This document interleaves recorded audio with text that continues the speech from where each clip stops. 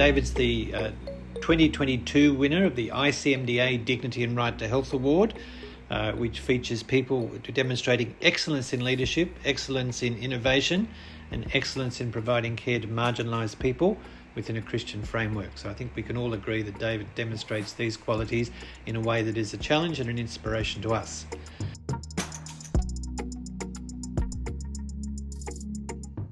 Independence, basically, or perhaps 20 years in many cases. Now, putting that in perspective, what that means is that you have a population who really are still, you think the pace of change is fast in Australia. It's light speed in Compiègne by comparison. We have people, in fact, we had a group just quite recently, about 10 years ago, who were discovered, if you want to call it that, living in the north of our district or just over the border, and they were still living in caves. They had no knowledge of how to build houses. They had no knowledge of making gardens even. In fact, these people lived off of the wild sago in the forest, and they just moved from caves to caves. And that's only 10 years ago. Now, I told a group of PNG students just yesterday, actually, I was giving a tutorial out in Rabaul, and it's quite astonishing to them that could even be possible. But that's the reality of PNG. And that, to the north where we are, that sort of border of Enga province and East Sepik are still incredibly remote territory. So it's very much a new work in many ways. Compare that with other parts of PNG, like, as I say, I've just come from Rabaul, which is out in the islands, where German missionaries have been working there for probably 150 years.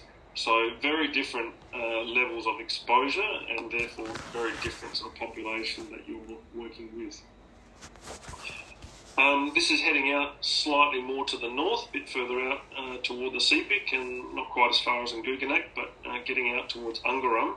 And you can see it looks quite different, much more tropical, and big rivers, huge rivers that sort of crisscross the area. Very steamy country. You can see the houses are made out of the sago fronds.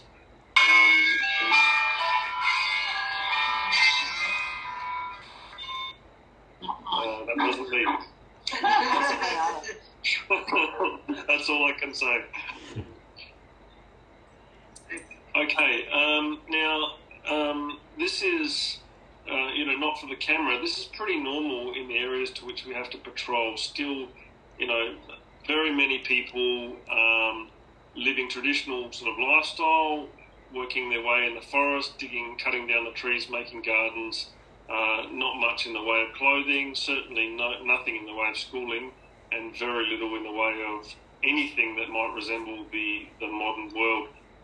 So very large areas that we sort of cover, really you don't really know, apart from the fact that they're wearing some second-hand clothing that was probably originally in Australia somewhere. You wouldn't really have any sense that that things have changed much in the last few decades. And as I mentioned, there's virtually no road infrastructure.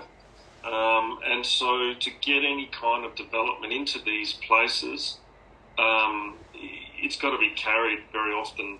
So this is a vaccine fridge. We're trying to get to an aid post, if you can call it that. One of the great difficulties when you sort of start a work in a place like this is, okay, what do I do first? Because there's just nothing there. What's the most important thing?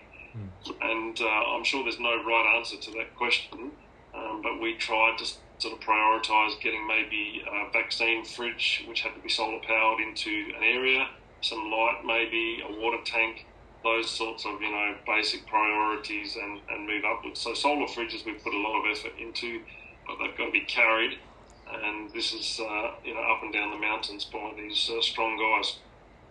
The Engans, where we are, unlike other parts of PNG, they're very short, but they're super strong and massively strong. You can see they all look pretty cut, buff, like they've come out of some sort of commercial advertisement.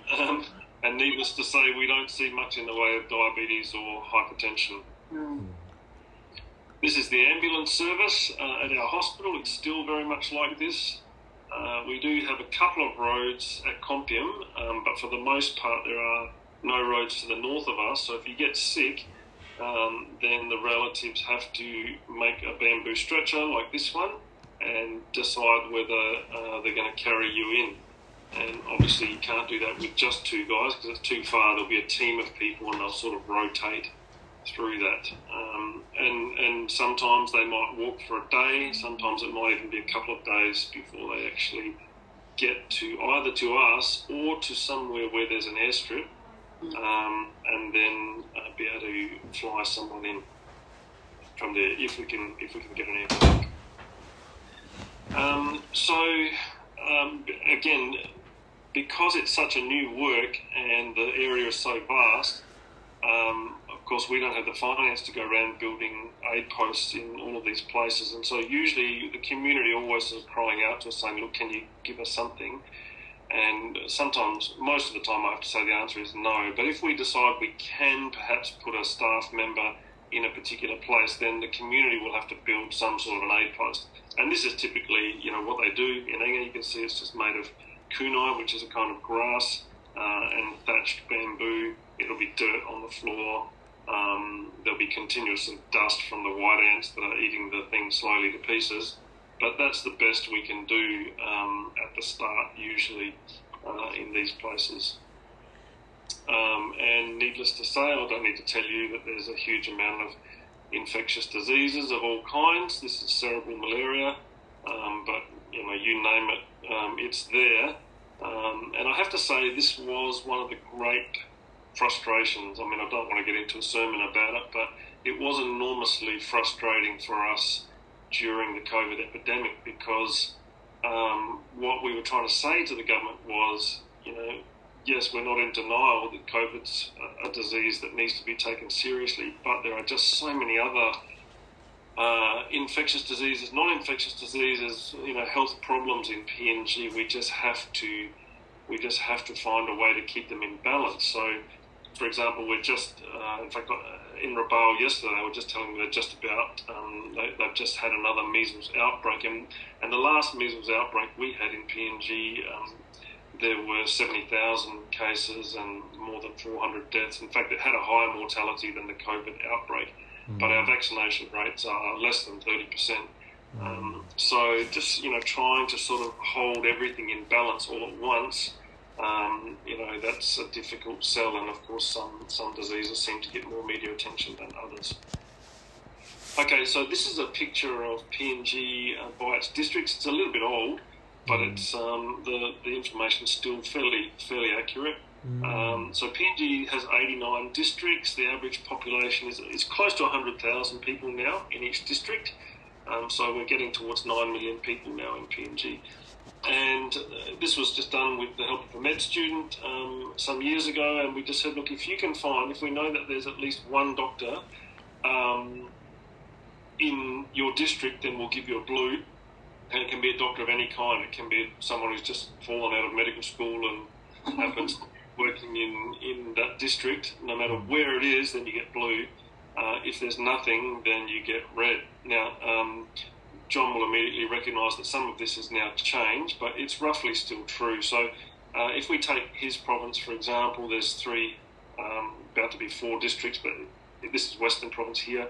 And this is South Fly. If you have one doctor on an island out here, we still gave you a blue, which is not a very fair way of doing it, but there it is. Anyway, the point of the map is to say that most of PNG's districts, nearly 50%, don't even have a single doctor anywhere in their districts. So, even by that measure, you're looking at, nearly 4 million people without a doctor. Now, 100,000 people, I don't know where you guys are living in Australia, but 100,000, what's that? Wagga, I suppose, maybe Wagga, maybe is that 100,000 people in Wagga? Would that be roughly right? Not sure. Anyhow, Orange maybe. So it's a big population not to have a single doctor, and yet that's the reality for most of PNG, unfortunately. So that's been one of our big campaign points, is just to keep sort of showing, putting this in the face of the officials.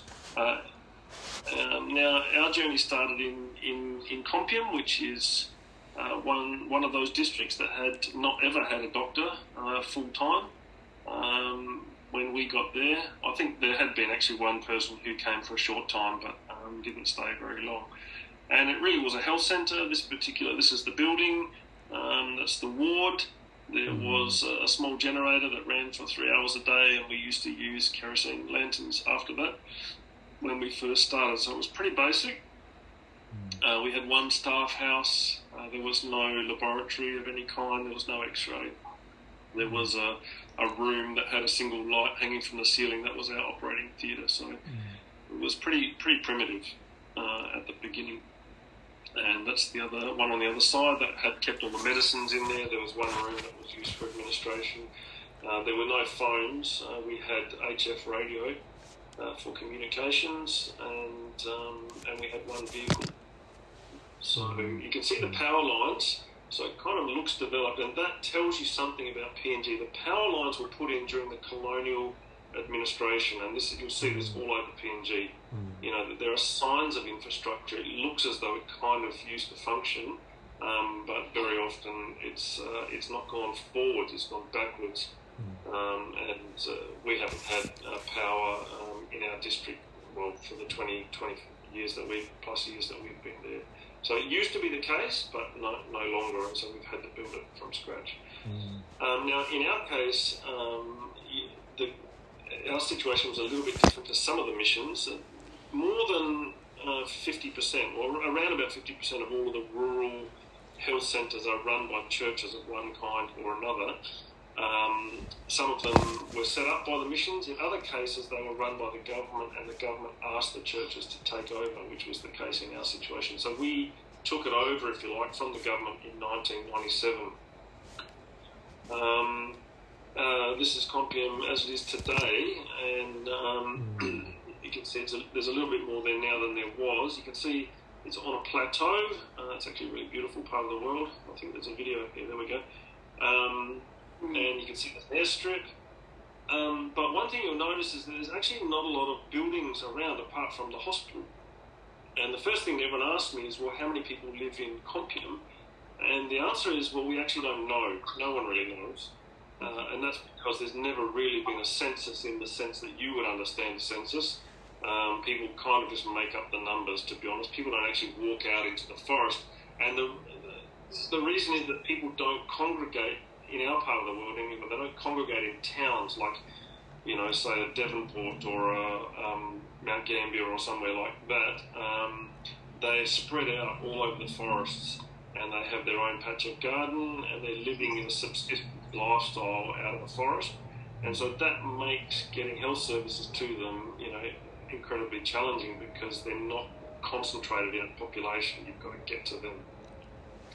So that means, you know, walking in many cases, or if there are airstrips, you can fly in by canoe or dinghy, depending on which part of the country you're in. In our case, there's a lot of walking involved for our staff. And you can see the little esky they're carrying there, which has got the vaccines in it. So it's not easy. Just to, you know, when someone says we've got to get the vaccination rate up, you know, the actual logistics of getting that done are actually incredibly challenging.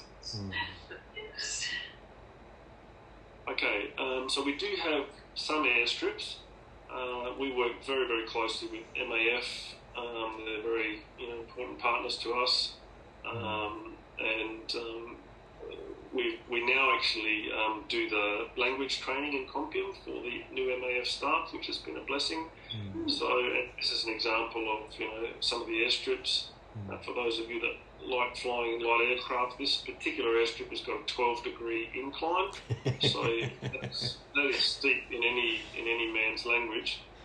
It's about 350 metres long, so pretty sure it's like landing on an aircraft carrier, but one that's sort of, you know, pointing up a very steep wave, if you like.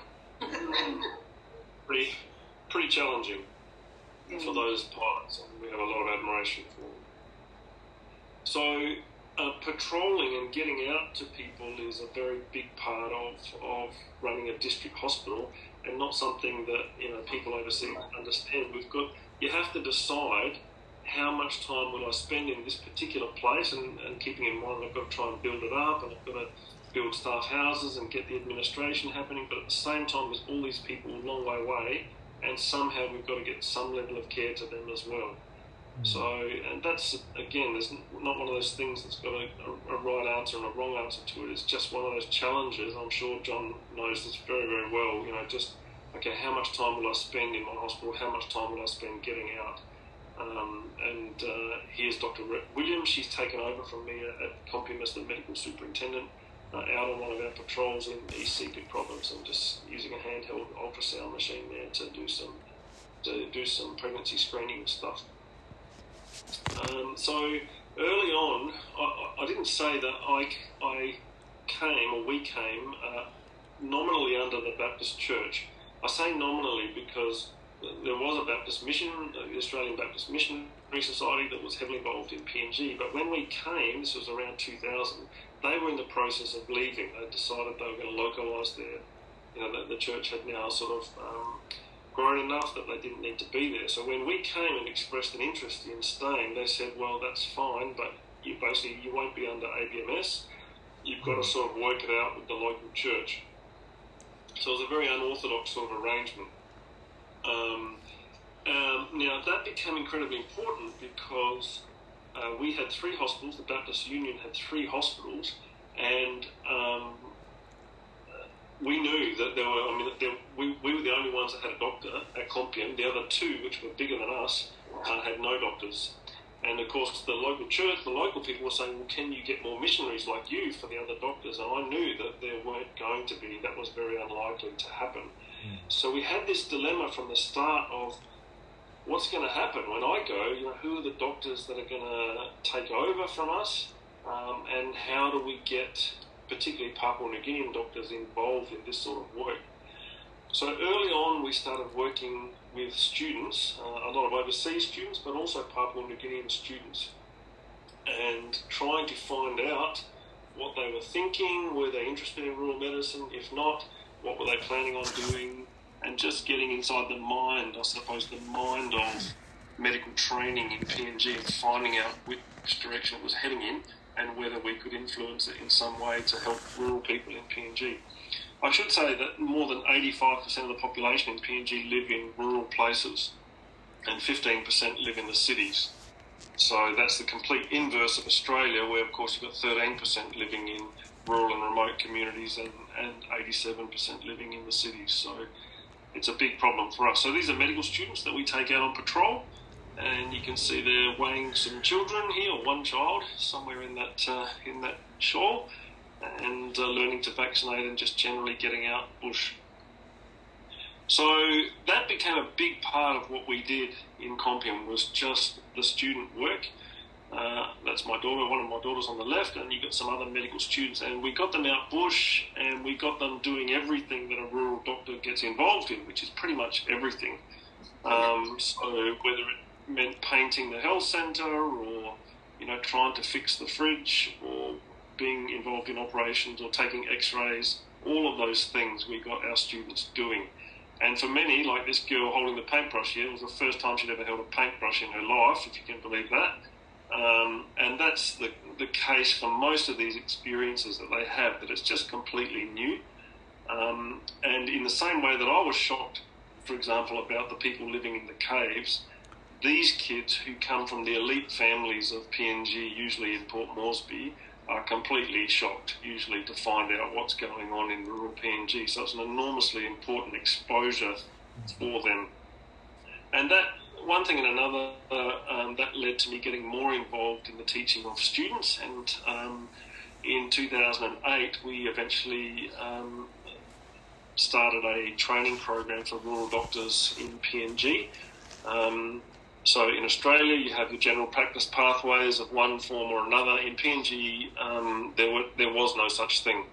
In fact, the vast majority of graduates become specialists of one form or another. There was no general practice pathway. And so we set up a specialist level program for rural doctors, which goes for about 6 years. It takes 6 years to actually graduate from it. So it's a fairly long and intense program.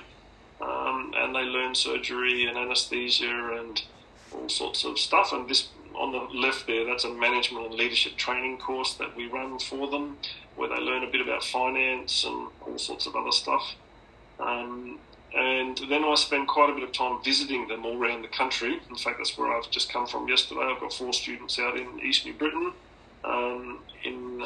spread over East New Britain. And so just because very often these doctors are looking after hospitals completely on their own.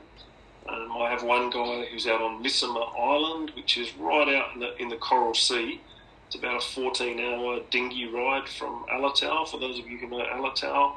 And there's a substantial hospital there, and he's the only doctor. He looks after that island plus a number of surrounding islands. So that's a pretty tough gig for a single doctor, a young doctor. And so just visiting them and encouraging them and letting them know that they're not forgotten is very important.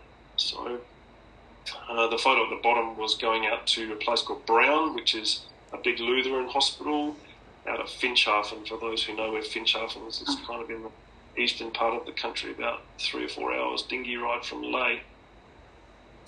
Okay, and then the other thing that we noticed about work in PNG, sorry Michael, I'll have to get you to give me a sort of a 5 or 10 minute warning or something like that, because I tend to ramble on, so feel free to... No, you're doing...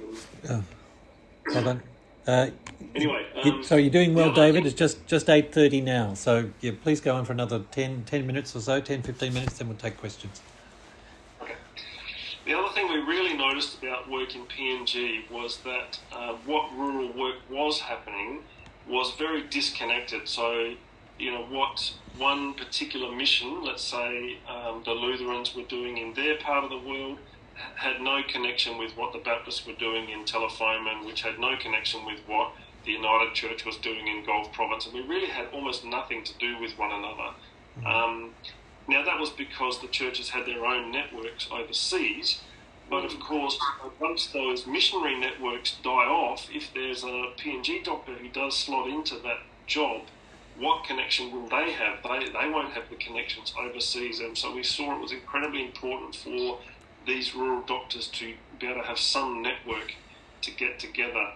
So that led to us in 2009 setting up the PNG Society for Rural and Remote Health, which really became like the umbrella organisation that missionary, government, mining, doctors, whoever was working in the sector, we don't discriminate in that way, expatriate or Papua New Guinean, can come together and have some time together at least once a year for some fellowships and training. The picture on the left is a workshop we did on some maxillofacial stuff, so learning to wire jaws and other things like that. We've done all sorts of workshops, and it just became a place where they knew they had other colleagues that they could get together and share stories with, and also just to give them a break. We got funding from overseas and we managed to pay the airfare so they could come out and have a rest and do some training.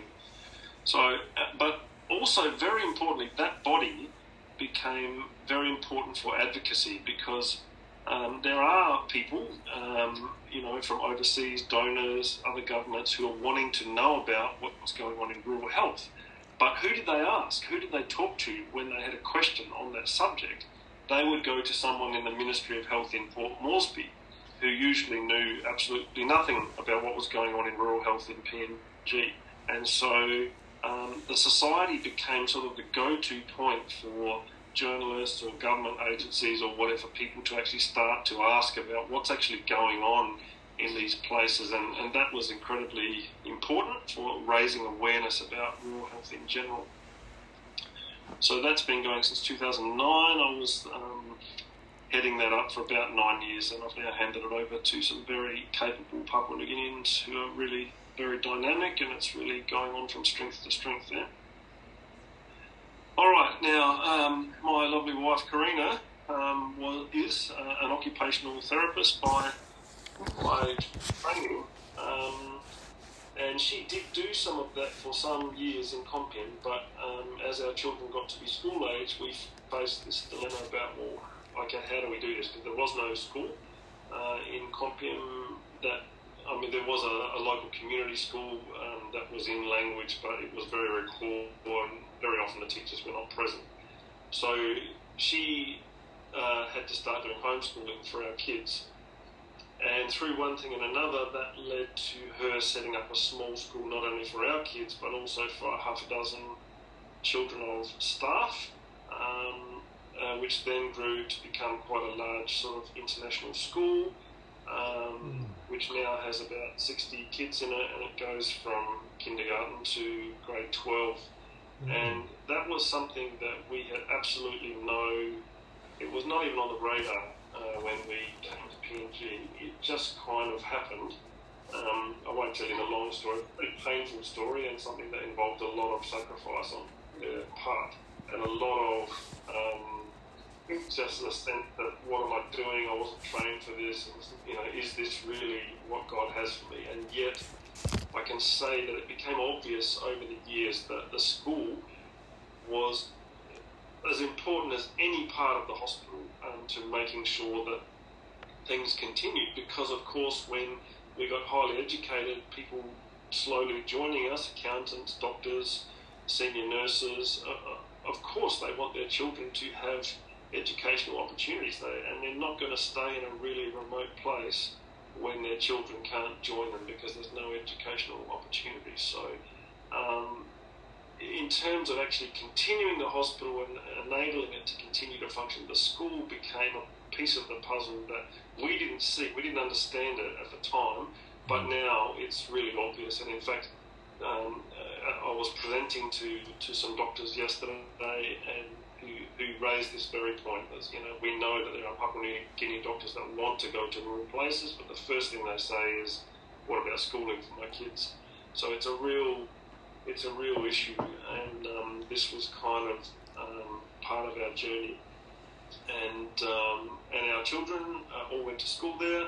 The eldest two did their last 2 years at Ukarumpa, which is a big American boarding school, but the last two ended up doing all their pathway all the way through to grade 12 in Compium. So, and Macwin, who spoke to you yesterday, last week I should say, was our very first grade 12 graduate and has now gone on to do medicine. Her two sisters, Zina and Condi, Zina just graduated last year and she's just started law. So they did very, very well, and that's given a lot of confidence to the community. In fact, they were the very first grade 12 graduates from our district in any school. We've never graduated grade 12s anywhere in our district before. They've always gone out to another centre to complete schooling, so that was quite exciting for the community. Coming to the close, so this is church, normal church in our part of the world. So you can see it's usually just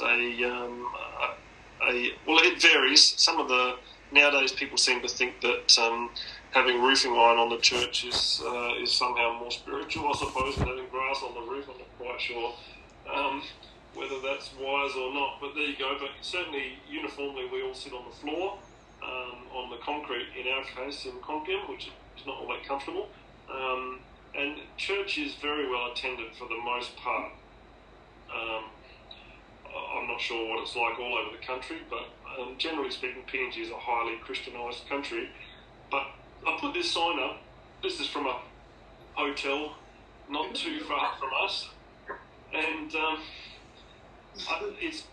think it just kind of illustrates the point that, although the country is Christianised in a sense, you can see that there's kind of this amalgamation, mixing of beliefs, understandings, the Christian message, if you like, with also our understandings of the way the world works. Now, of course, this is not a criticism of PNG. I think we all do this. Westerners, we do it as well. We just do it in different ways, perhaps in ways we don't, take someone from outside to sort of go, gee, do you realise you're doing this? And so it is very much a mix of beliefs, I would say, and even though church attendance is high, we don't kid ourselves that the number of genuinely saved people is very high. It's very much a work in progress.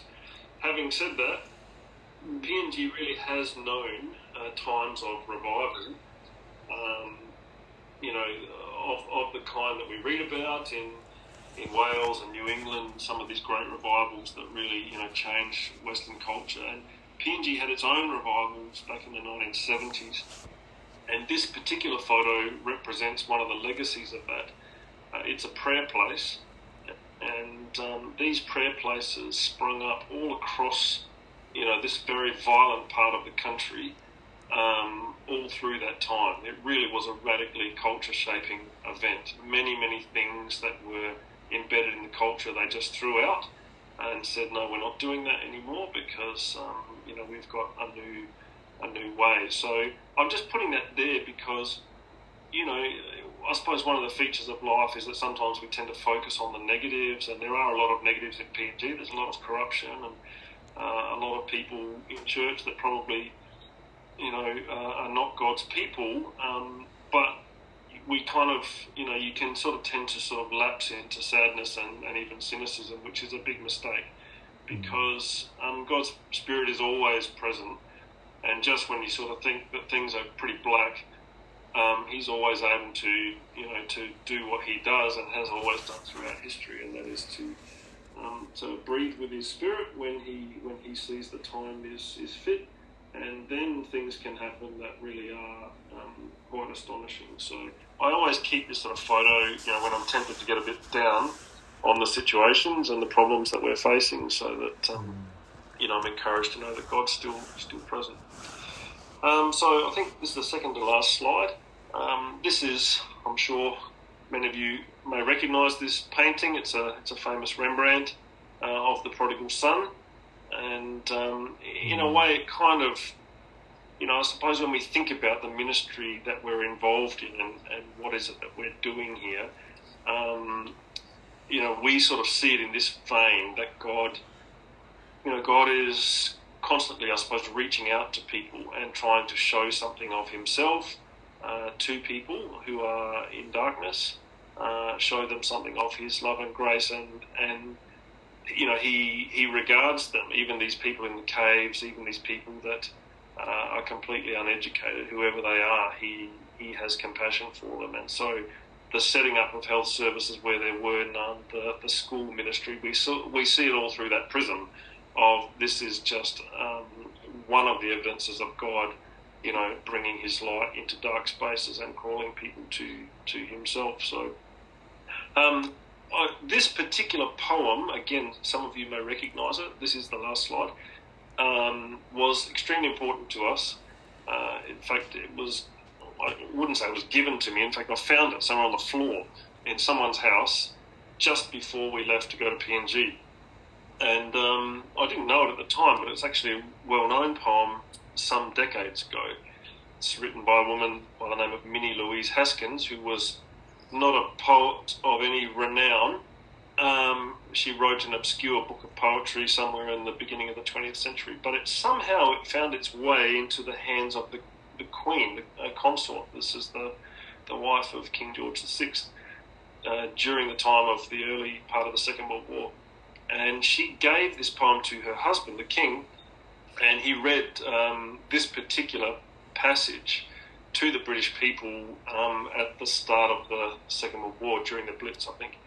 Now, of course, it had its own meaning to them, but for us it was particularly poignant because, in our journey and as in life generally, I suppose you kind of want to know what the next step is and what the next thing is going to be.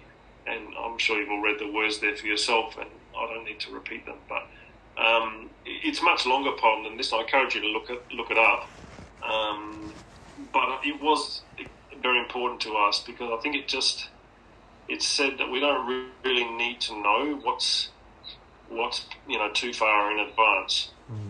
We just need to keep walking day by day. And I would say, particularly at this point in our lives where we've come back now just in the last couple of months to Australia, ostensibly to try and provide some sort of care for my ageing parents.